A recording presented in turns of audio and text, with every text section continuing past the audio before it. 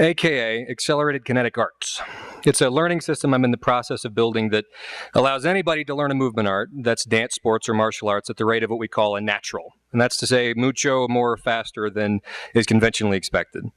But in this presentation, I'm going to talk to you about why movement arts matter. And I'm going to do that by telling a bit of my story. This is my dad and my brother and I. And movement art's really about returning to innocence, a state where life can get at us, right? And we can get at it. And my brother and I, we just played forever and ever and ever and ever. And it's the fun of this whole being embodied thing. This is Cameron Webb, my crazy brother.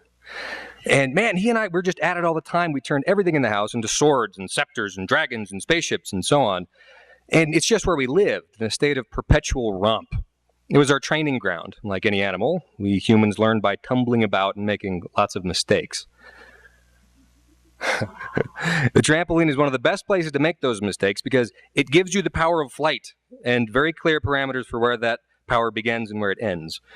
My folks, bless their traumatized hearts, encouraged us to explore those parameters, and we would send ourselves flying off that thing and get hurt and scraped and come into the house crying and not do it again the next time because we knew from experience what worked and what didn't.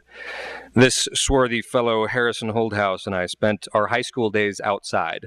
It was all cliffs and rivers for us, and it was there, or here rather, in this magnificently, exquisitely, inconceivably beautiful place called Taos, that I first began to realize just how important giving and receiving feedback from our natural world is. Sophie Greenberg, when we were 16, she came up and she asked, she said, "Hey Travis, do you want to come to tango class?" But yes, I managed to mumble. And thus began my tango journey.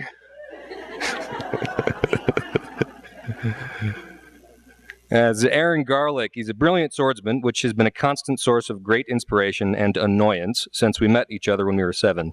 We've been hitting each other with sticks ever since.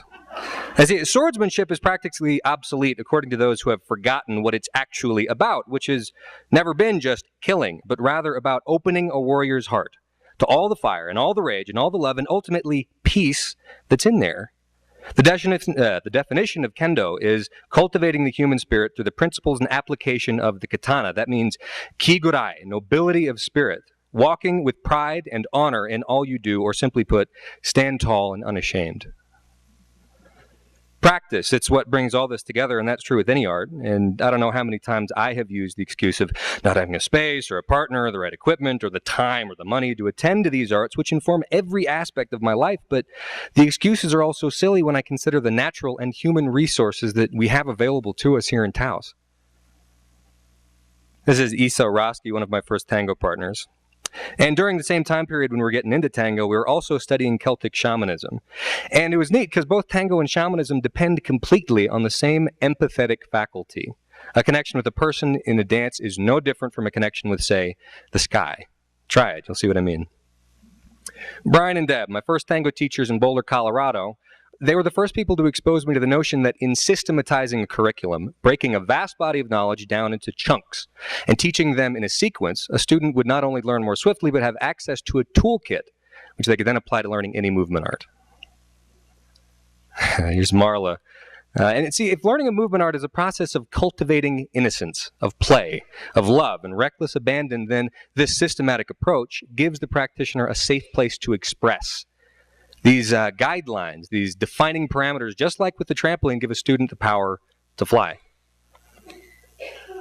Angie and I met through a yoga for tango trade, which honestly, this barter system should be valid for everything, like getting my brakes fixed. All you mechanics out there. But that would be if our world was a sane place. But wouldn't that be something if every member of our community was encouraged to pursue their highest passion so they could give back the most to that community? This is John and I. And John's a madman and the co-founder of AKA, Accelerated Kinetic Arts. He and I met through a tango and went up to the roof with a bottle of wine to talk about the cosmic relevance of lead and follow and center and circle, and haven't come down since. Madness, it's really important.